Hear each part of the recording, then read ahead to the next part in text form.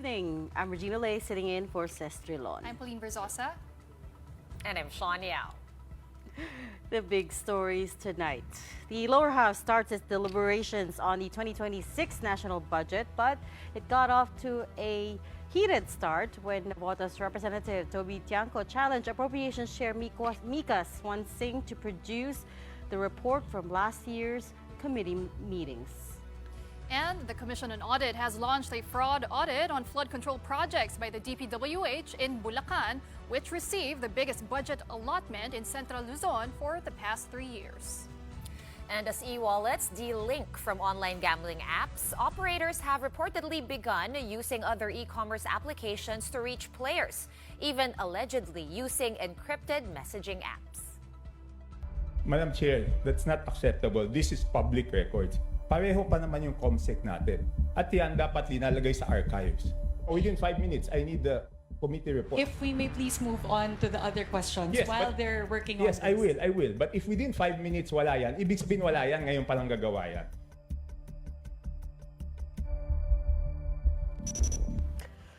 Big day at the lower house today, which began tackling the 2026 General Appropriations Bill 2 weeks early. But things got heated when Navotas City Congressman Toby Tiangco stepped up to make a manifestation about last year's problematic budget. Marian Enriquez with tonight's big story. It was supposed to be a briefing, not a hearing, meaning the economic managers were simply supposed to present how they came up with the National Expenditure Plan. But things quickly got heated when Navotas City Representative Toby Tiangco challenged new House Appropriations Chair Mika Swansing to produce the small committee report from last year. The small committee, composed of House leaders, was allegedly where the insertions and reallocations in the 2025 budget were made. Swansing tried to push back by saying she wasn't the appropriations chair at that time. That's not acceptable. This is public records. Pareho pa naman yung COMSEC natin. At yan dapat linalagay sa archives. But if within 5 minutes wala yan, ibig sabihin wala yan, ngayon palang gagawa yan. The small committee is subsumed within the Committee on Appropriations, and it is the Committee on Appropriations who's required to submit the committee report. In this case, the report and the output of the Committee on Appropriations is the HGAB. No, it's not. The HGAB is different from a committee report. Just like any other bill, the bill is different from the committee report. There must be a committee report included to the bill. It is not one and the same. Tiangco wanted to see in particular who moved what in the House General Appropriations Bill, or HGAB. He also questioned why, while there's digital copies of the National Expenditure Program and the General Appropriations Act, there's no electronic copy of the HGAB. 1.508583 billion sa NEP. Pagdating sa GAA, 20,795.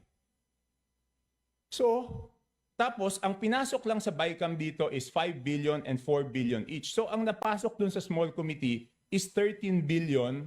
Dun sa isa, yung isa 14 billion. So, sino yung nagpasok ng 13 billion na yun at saan tinanggal yun? In the end, Tiangco had to agree to wait for the copy to be provided by the committee secretary, provided that the so-called independent congressman like him be accorded representation in the subcommittee to be formed for the review of budget amendments. Initially, the said subcommittee will have 10 members to be nominated by political parties, party list coalitions, and the minority bloc. The Development Budget Coordination Committee were represented at the briefing by Budget Secretary Amina Pangandaman, Finance Secretary Ralph Recto, Socio-Economic Planning Secretary Arsenio Balisacan, and Bangko Sentral Deputy Governor Zeno Abinoja. Recto said the previous administration left behind 12.8 trillion pesos in debt. This year, only 4.64 trillion of the 6.35 trillion peso national budget is actually supported by government revenues. He broke this down to 17.4 billion pesos in expenses, 12.72 billion pesos in financing by revenue collection, and 4.68 billion in loans on a daily basis. But Recto insists these aren't bad loans. 80% niyan, inuutang natin sa ating sarili, domestic. It is an asset of the Filipino people as well, yung 80% na yan, di ba? So binabayaran din natin yung ating sarili. And that's how we manage our debt. But all of them agree it's becoming more challenging to manage the budget. Thus, the need to search for more revenue sources without imposing new taxes or debts. Among these is government-owned and controlled corporations' dividends, which the DOF increased to 75% from 50%. There was also talk of a tax on single-use plastics, which was a holdover from the CREATE Act. We are privatizing more underutilized government assets.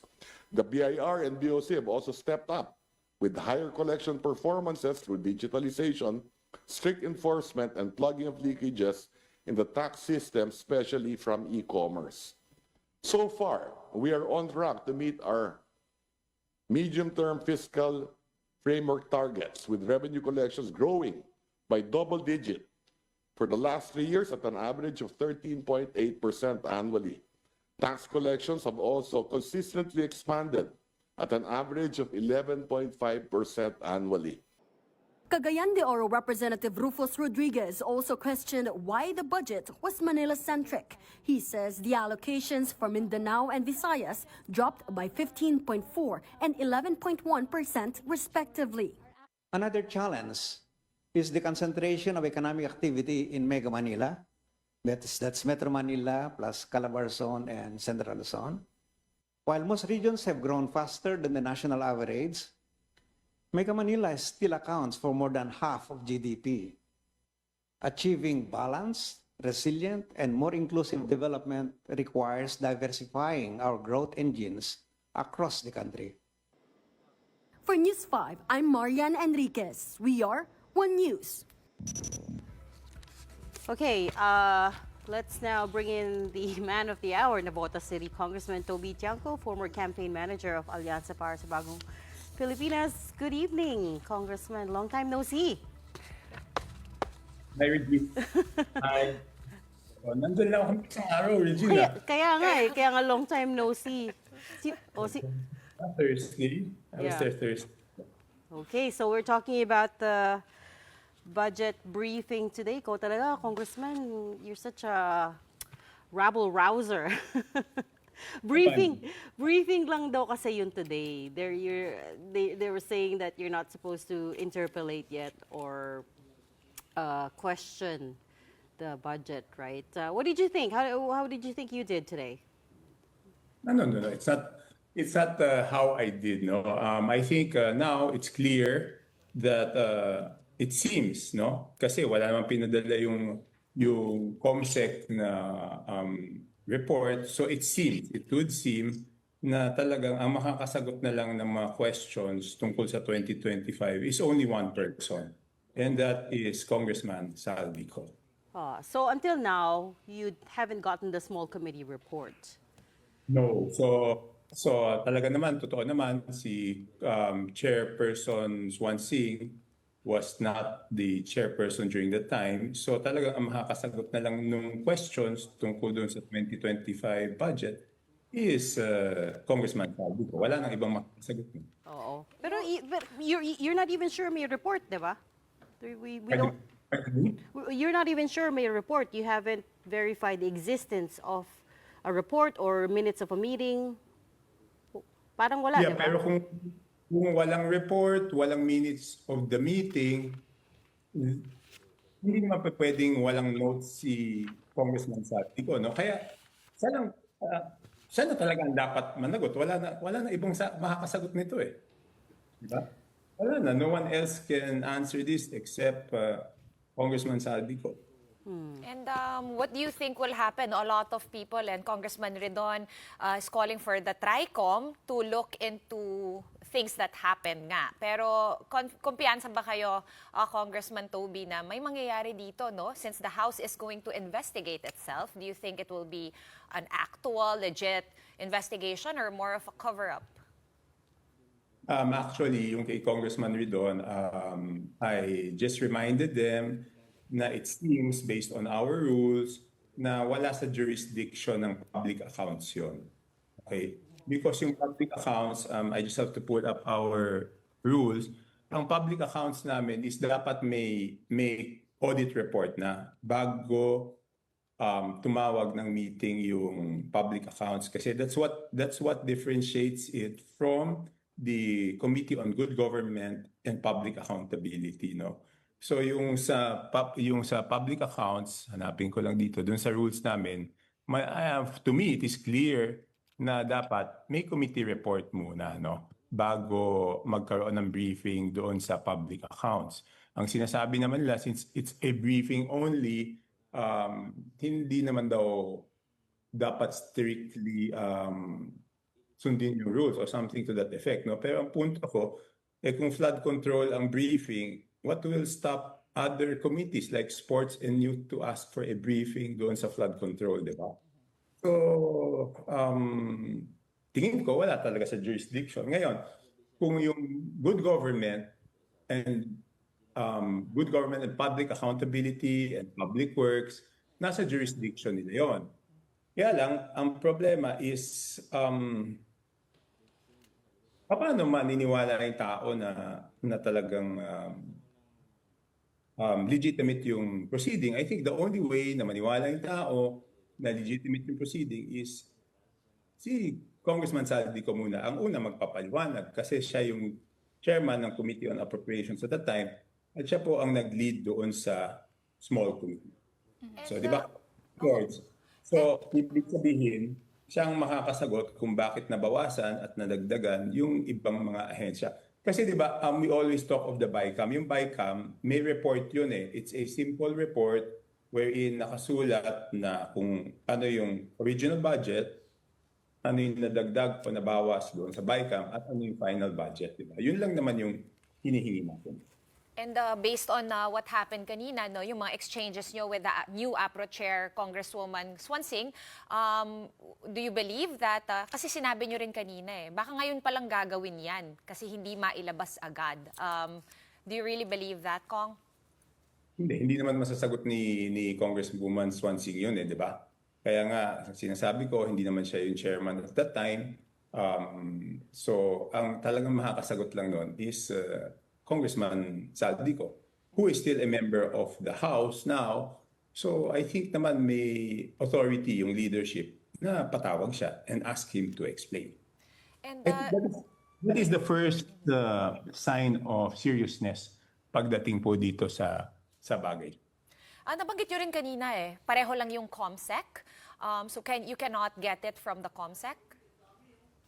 Yes, but I mean, those people are just doing their jobs, di ba? Wag naman sila yung pagtuunan natin. Nagtatrabaho lang po yung mga yan. Okay. But Saldi ko ang kailangan sumagot doon sa mga tanong. Well, Kong Toby, there is that proposal to replace the small committee with a larger subcommittee with 10 members, but you did point out the absence of independent lawmakers there. Why is it so important, Congressman, that there be independent lawmakers in that subcommittee?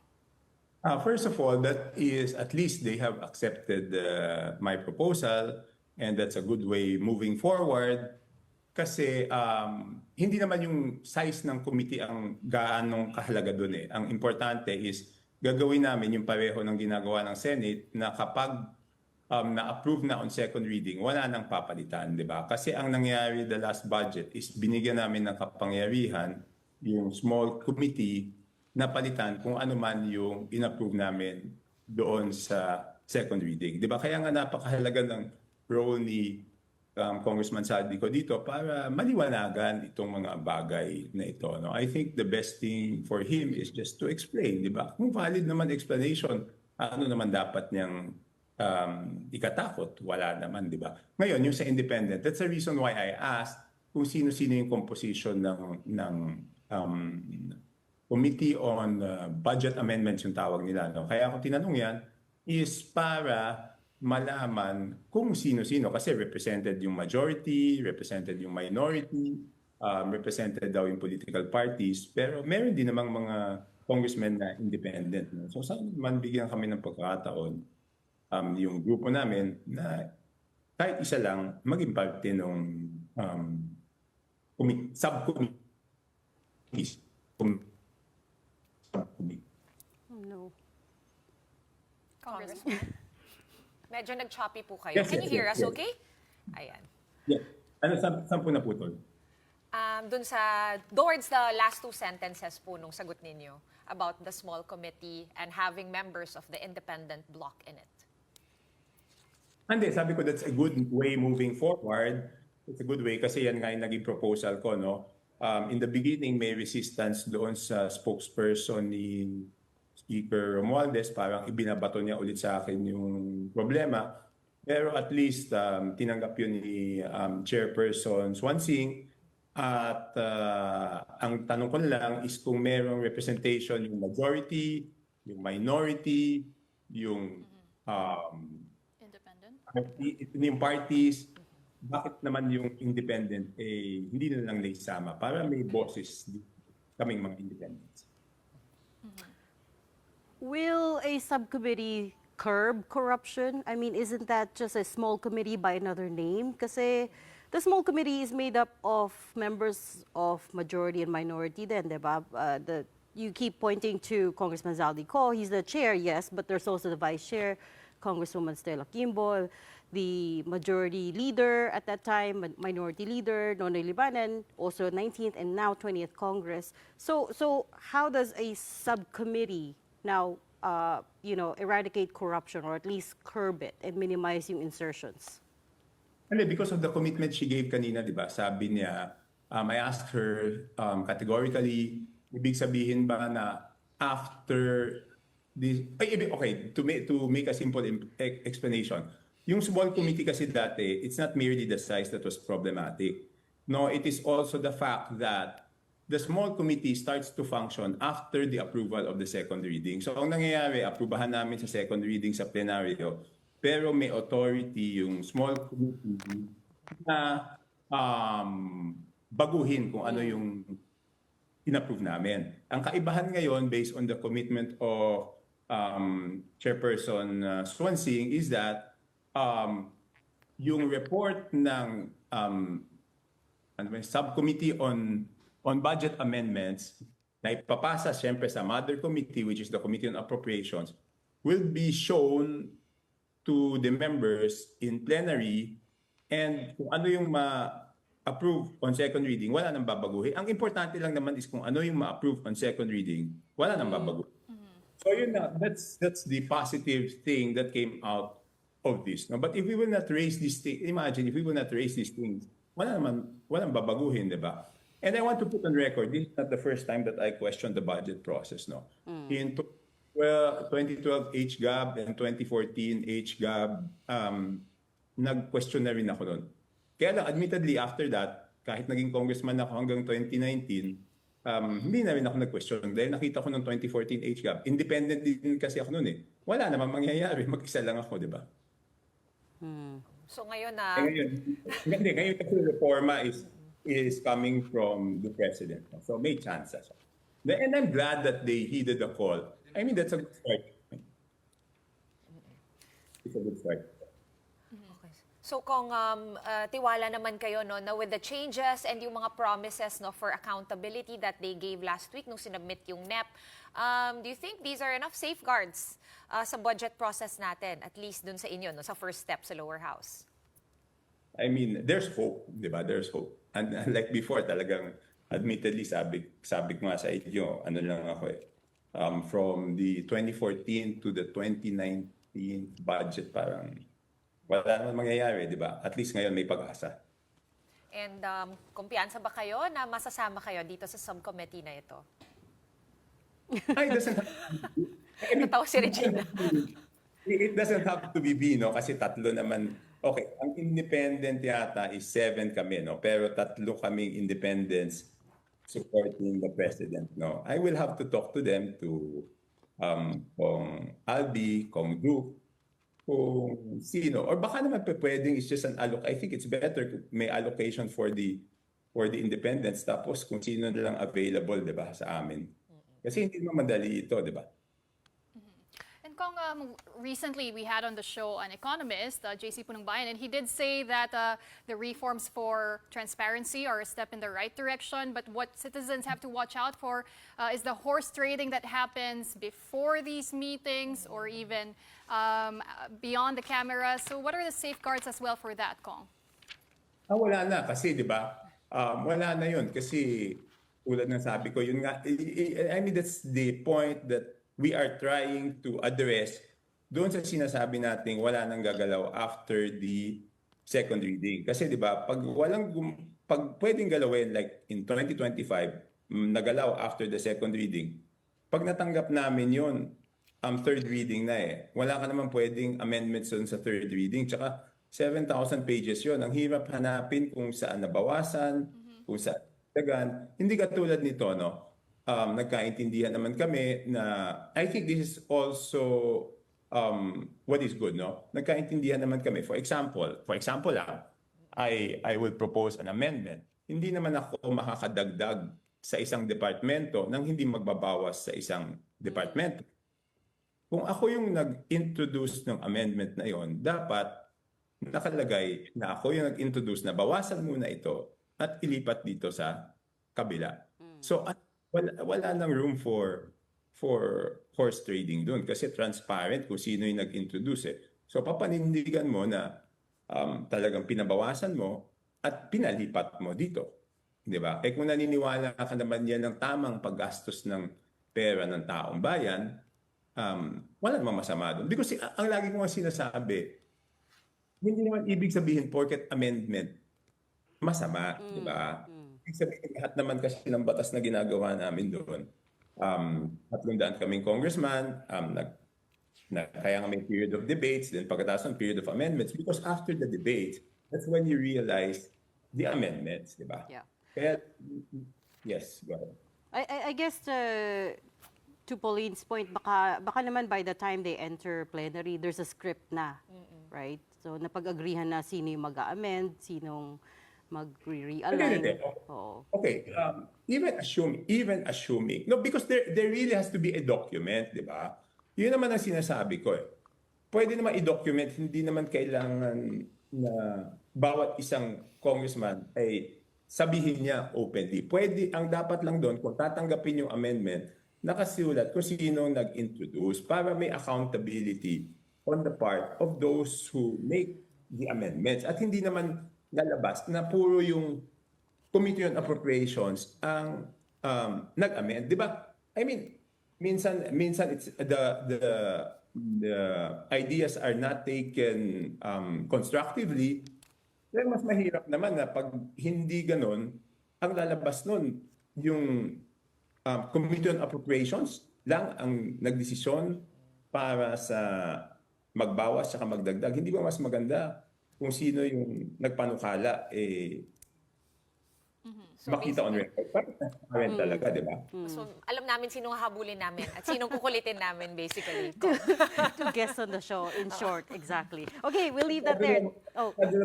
Masyado naman masama iniisip nyo, habulin. Hindi naman. No, Pero we're kung just may joking kailangan about habulin, di ba? Joke lang yun. No, but of course, you're right. Not all amendments are wrong or malicious, of course. But, ultimately, dapat may Because the thing problem na, is this. I will give you an example. Kaya nag-briefing ng agriculture. Halos lahat yan.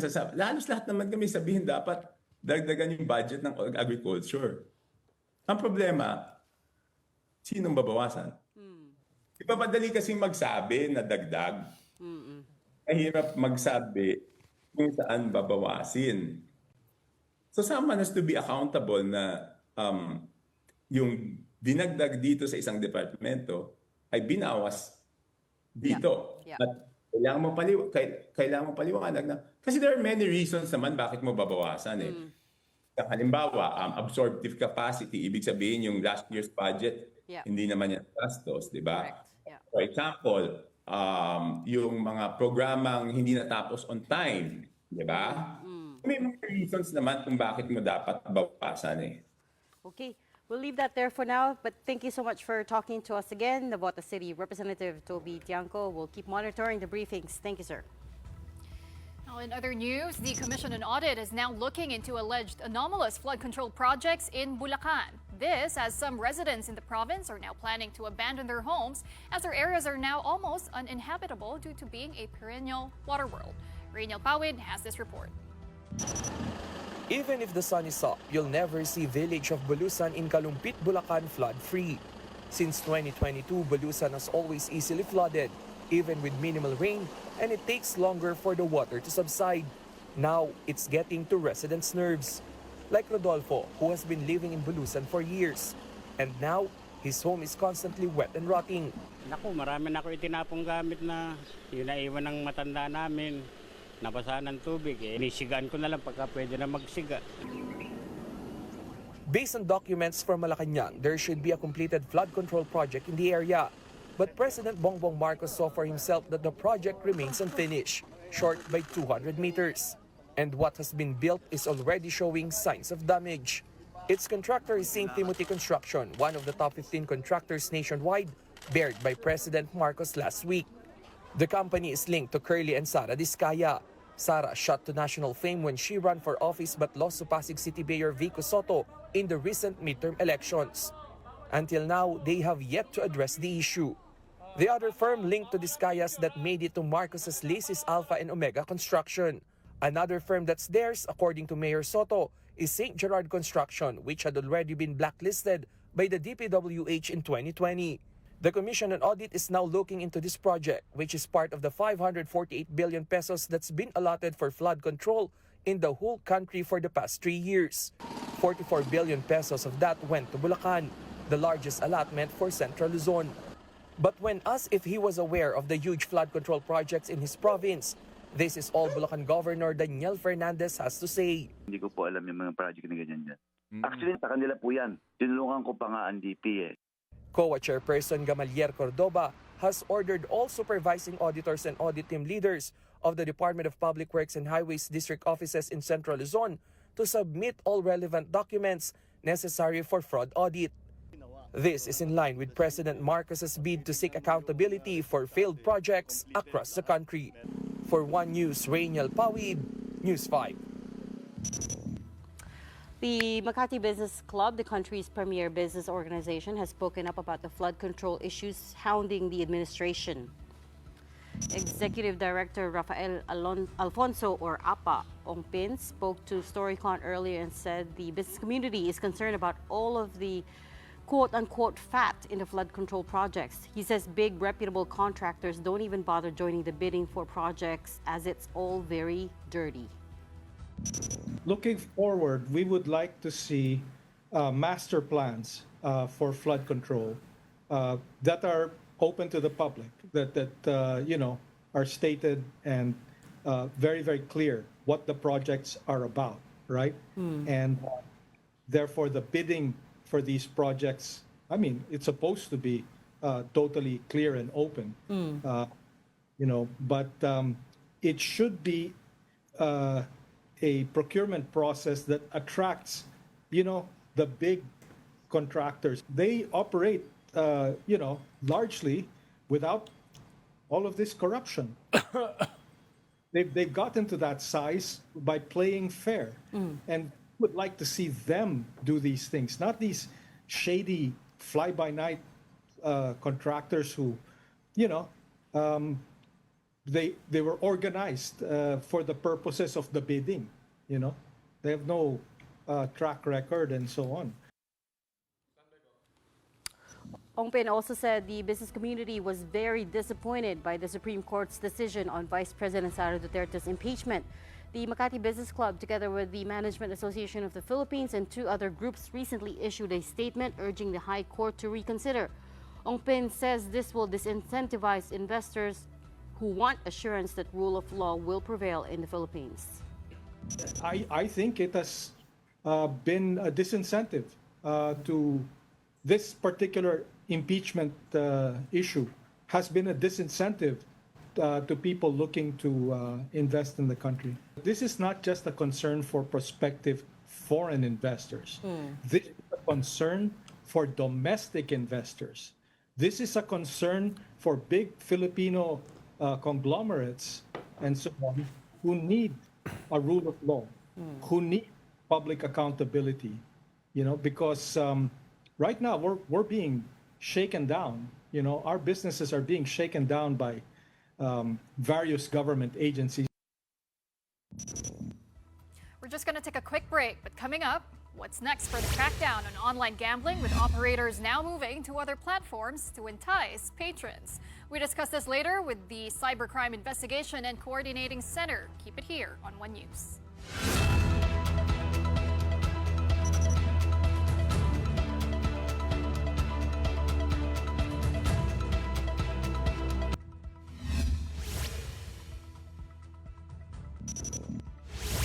Welcome back. You're still watching The Big Story here on One News. The battle against online gambling in the Philippines is far from over, as authorities warn that players are finding new ways to stay in the game. Here's the report. Without a total ban on online gambling, calls are growing for government to tighten regulation on e-wallet links. Senator Erwin Tulfo, chair of the Senate Committee on Games and Amusement, says that while e-wallet services have delinked gambling sites, operators are moving to other mobile applications, including messaging apps and online shopping platforms.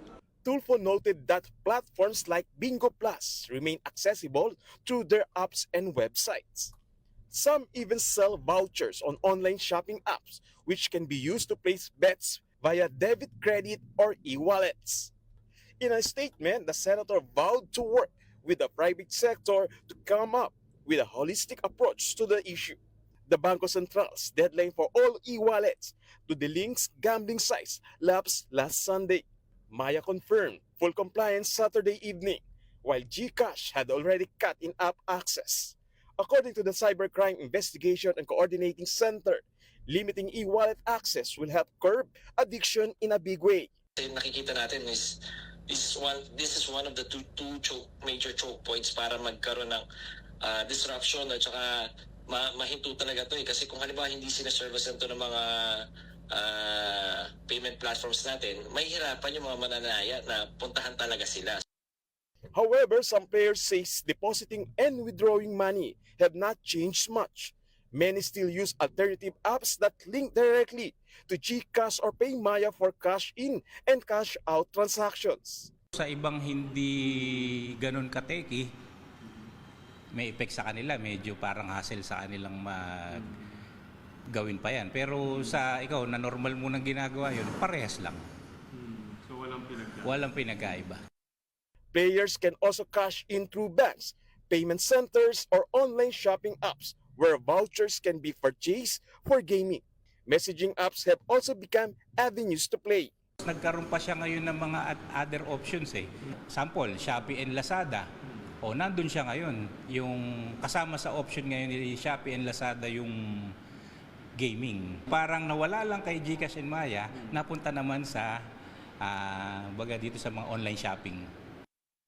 The CICC says it is closely monitoring online gambling and payment platforms. Senator Tulfo says they are now nearly 12,000 illegal gambling sites nationwide, including over 6,300 online casino games, 235 offshore sites, and nearly 4,800 illegal e-sabong platforms.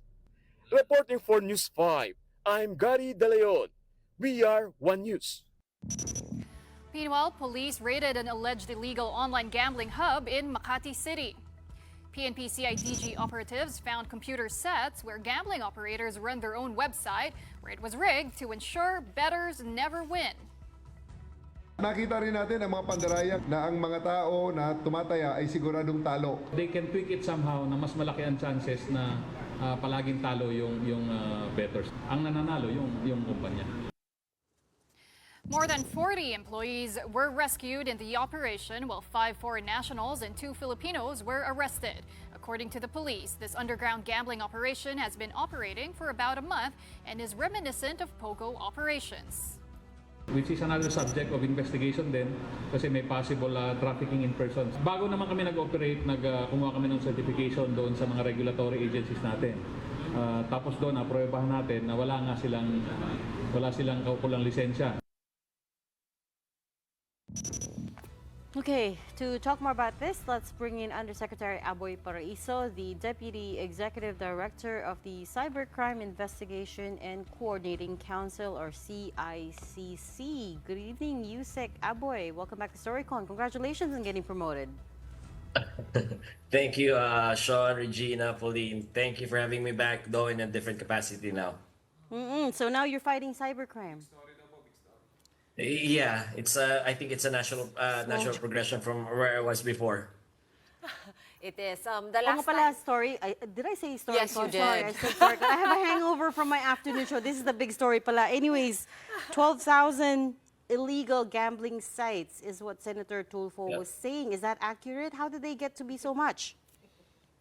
Well, that's more or less accurate because right now when we block sites, we have blocked around 10,000 sites already from since September of 2022. I think most of these are belong to the same group, though different platforms, which is very usual when it comes to illegal gambling, international gambling syndicates. But who are they? Who are these operators? Well, most of them we see that these are foreign. The back office is are located outside of the country. We see UAE, we see Bangladesh, Myanmar, Vietnam. Most of them are international criminal syndicates. Like I mentioned, some of them are Chinese nationals. We see Malaysian nationals. So these are again, it's hard to map out because of they take advantage of this jurisdictional challenge when it comes to their operations. Asek, may relation ba to sa mga Pogo, Yusek na pala, sorry. Executive Director, Aboy. It's okay. Aboy lang po okay na yun. Hindi, para may intersection ba ito with yung mga dating Pogo operators as far as you can tell? Yes, most of the operations are very similar and very reminiscent of the Pogo operations. Although the bettors, when you talk about Pogos, are located outside the country. But here, since these are international syndicates, basically they operate the same way, as well as scam hubs. Again, they try to exploit that jurisdictional challenge because most of the scam hubs that we see here in the Philippines victimize people outside of our country. The one in Cebu victimizes people in South Africa. So it's very reminiscent of the operations of Pogos. So you see these Pigos whose back offices are outside the country victimizing or targeting Filipino bettors.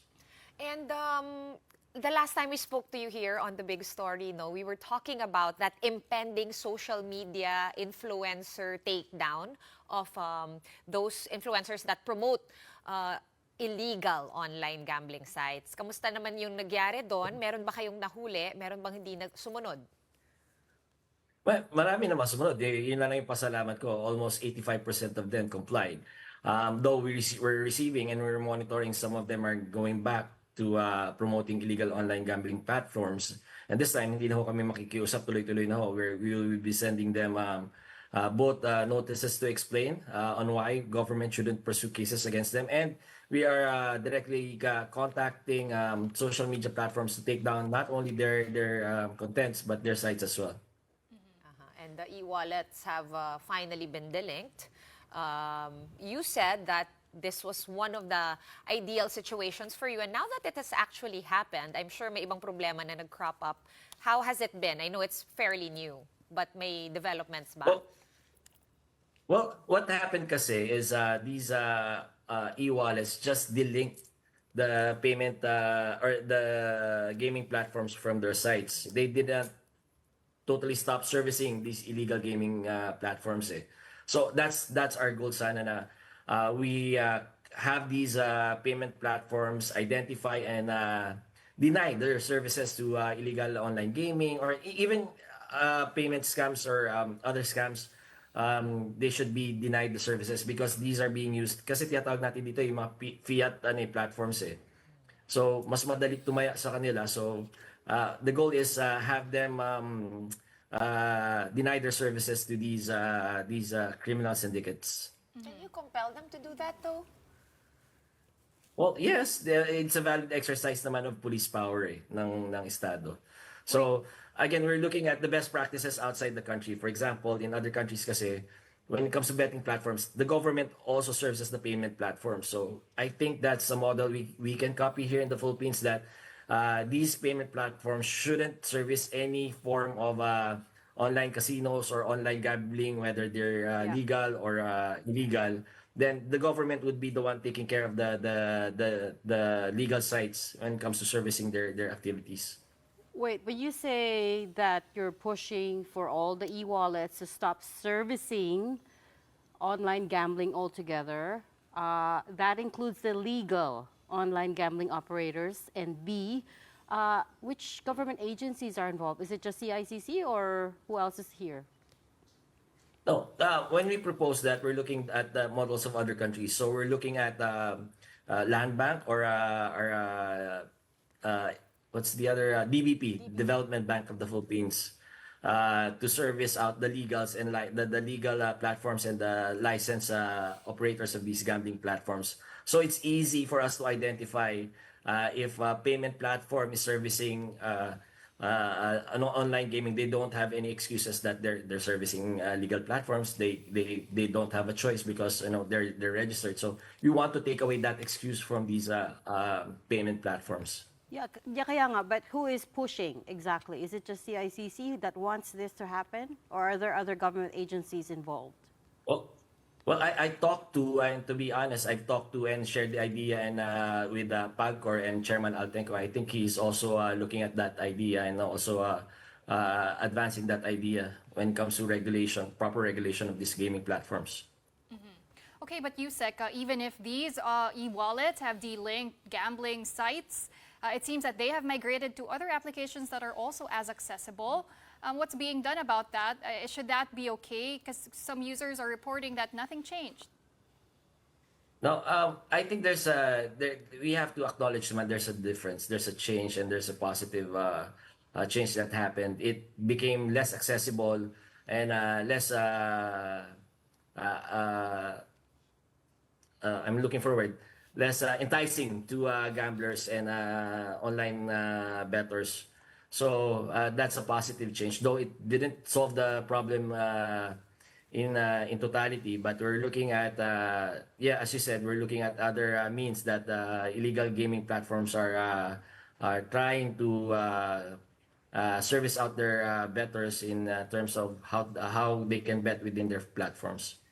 So one way, as per we were talking earlier, me and Pawi before the show, she said that these are on encrypted messaging apps. We all know what those are. There's a purple one, there's a green one, there's a blue one. Would we have any sort of control? Like, pwede ba silang pakiusapan to cooperate? Oh, yeah. In fact, there's a development on that side because before I left for DC, I talked with Telegram who told us and who exclaimed that their platforms have zero tolerance when it comes to anything illegal. We'll be having talks with Viber, I think, this week.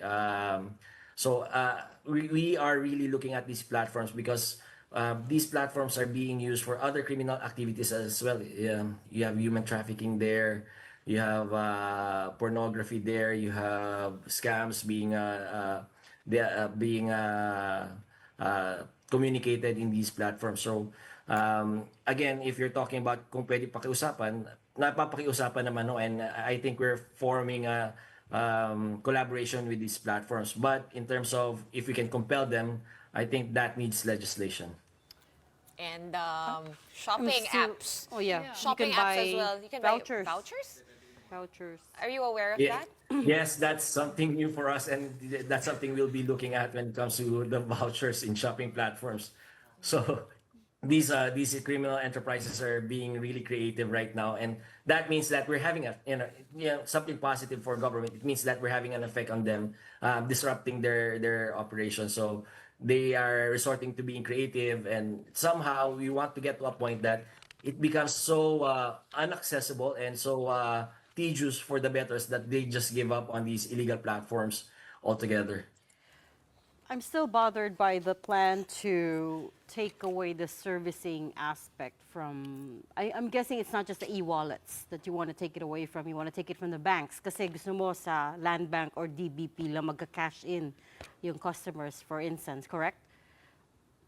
Yes, Okay, Sean, because at least with It's government, you have a unreg. strong KYC. But Sorry, Reg, sorry, no, sorry. it's okay. But Sorry, the Reg. point there is parang that's a bit heavy-handed.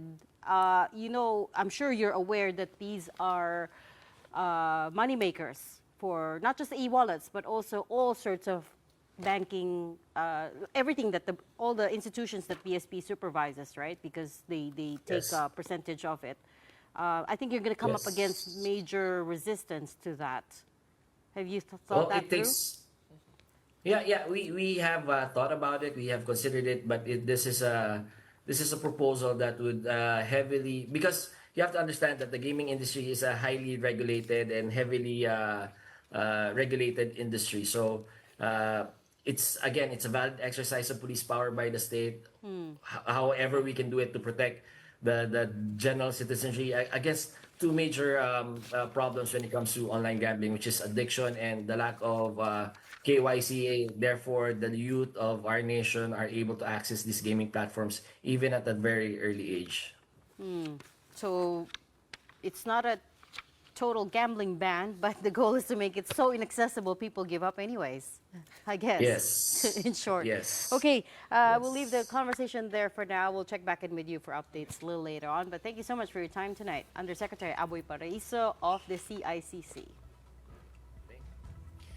Now, in other news, the Asian Development Bank has named Andrew Jeffries as its new country director for the Philippines. Starting today, Jeffries will oversee ADB operations in the country, which currently has an active portfolio of around $13 billion. He will implement ADB's country partnership strategy 2024 to 2029 and coordinate with the government, private sector, and development partners. Prior to this role, Jeffries served as ADB advisor for energy transition mechanisms and led a region-wide energy initiative. He also held the position of ADB country director for Vietnam from 2020 to 2023, overseeing all operations there. At this point, we're going to be pausing for another quick break, but when we return, Nadia Montenegro resigns from her post following allegations linking her to marijuana use inside the Senate premises. Keep it here on One News.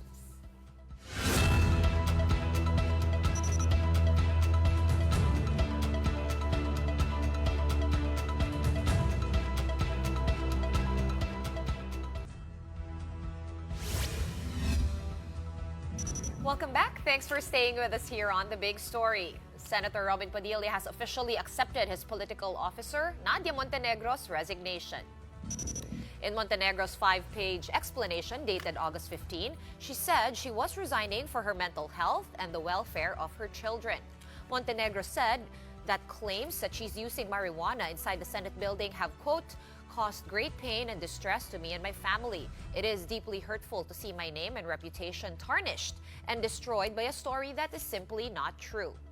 Montenegro also vehemently denied the accusations and insisted that, quote, there was no incident wherein a personnel of the office of the Sergeant at Arms went to our office and found me in the restroom of our office.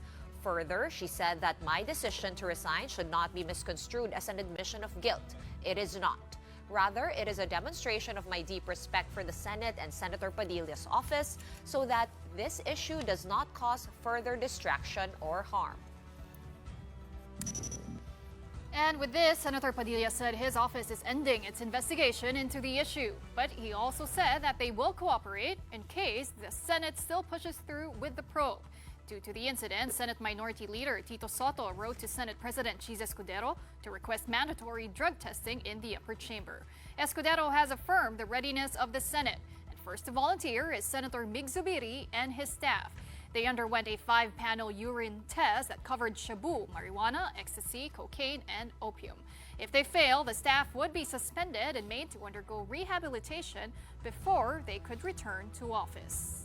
Nagulat po ako kasi akala ko nangyayari lang po yan sa mga kanto-kanto ng Estados Unidos, sa Thailand, doon pagbisita po namin ng aking pamilya, doon sa mga metro area, doon mo naamoy sa mga kanto-kanto na madilim itong marijuanang ito. So sabi ko, pati naman dito sa Senado nagkakaroon ng pot session. Pag wala naman kayong tinatago, bakit matatakot po kayo mag-drug test?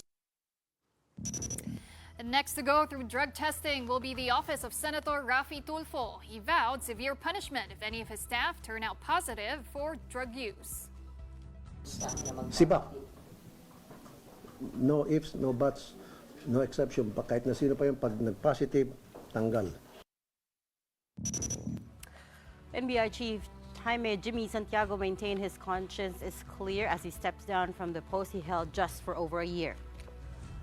Santiago was accused of having an authorized bagman that goes by the name of Paul Tangcad from the NBI Special Task Force Unit. Tangcad allegedly dispatched 4 collectors to illegal online cockfighting and pogo operators, according to tabloid articles that Santiago called malicious. These collectors reportedly pocket up to 2 million pesos weekly. In his resignation letter to President Marcos, Santiago lamented detractors who he said have sinister interests in his position. The NBI chief said he cannot allow them to blacken his reputation, prompting him to file his irrevocable resignation. Santiago, though, will stay on as NBI chief until Marcos names his successor. Pinagpipilitan si Paul Tangcad ay kolektor ko. Mga kasama, uulitin ko. Andiyan ang members ng media. Titingin ako sa inyo eye to eye. Tumayo ngayon ang inuobliga ko na magkaroon ako ng lingguhan, monthly. Tumayo ngayon, parang awa nyo na. Kung meron akong inuutusan sa inyo na magbigay sa akin ng pera, ay Diyos ko, lagi kong gaida sa inyo, gusto ko trabaho, trabaho, trabaho. Meanwhile, the Department of Justice has already floated Santiago's possible replacement. The NBI under the DOJ falls under the law enforcement cluster. Kaya po yung head ng law enforcement cluster ang gusto nating maging acting NBI director, Yusek Jesse Andres. This month of August, we celebrate many things. Among them, our very own Aspens, coincidentally in a month dedicated to honoring our identity. It is the Buwan ng Wika. So for our big picture tonight, nearly 100 pet parents gathered with their beloved Aspens yesterday at the Quezon City, or in Quezon City, to mark National Aspen Day in an event organized by the Philippine Animal Welfare Society, or PAWS. The celebration shone a spotlight on the resilience, loyalty, and charm of the Filipino dog. The day's highlight was the Palarong Pang Aspen, where dogs and their owners teamed up to play 10 Filipino-inspired games, testing agility, teamwork, and the special bond they share. And wait lang, because we're also celebrating. Wait lang, before that, let me just Okay, issue a okay. correction. We were debating this earlier during the break. Nadia Montenegro is a political affairs officer of Senator Padilla, She's a public public affairs affairs officer, not political affairs officer, as we read. That's according to her resignation letter. She's public affairs officer. Thank you. Yes. Okay. And we were also shocked that Nadia Montenegro was there. Would be well, that was there to begin with. Yeah. Exactly. But now it was she's there, then she's not there. I know. But what is here is one more thing we're celebrating this August. That is Pawi. Oh, It is her birthday today. Yes, it's my birthday, and I don't mind sharing it with National Aspen Day No, because we all love dogs. cute. Yes, Yes. has an Aspen. I have an Aspen, and she is ridiculously easy to train. And we had a very long conversation about how cute Aspens are. And very smart. And Very how, smart. I very thought I was smart. good at training And how they dogs. used to be called Ascals, which you're not supposed to use anymore, which I also didn't know. Yes, we're supposed to use Ascals only on our football players now. Yeah. Ganun ba? Actually, With not the even. Z. They're not called the Ascals anymore. so- Ascals with a Z. What are they called now? They're not called Ascals The anymore. Philippine football team. Yeah. Ah, they're not called Ascals anymore. Oh, even the ano ba yan? Ay, Well, we can ask the guys coming up next. Okay, we Ay, can wala mong bakit dyan. Next time, after the show. After the show. All right, that's it for the big story tonight. I Thanks so want much for something watching. to slice. Happy birthday, Wait, Pawi. although We it's are not my what birthday. Oh. Happy birthday, Ba't talaga Pawi. agawing sana ka? Oh, Outside, I want a outside. cake. Somebody give me a cake, but After. is that me? Sorry. We're back tomorrow, 7:30. See you then. Have a good night.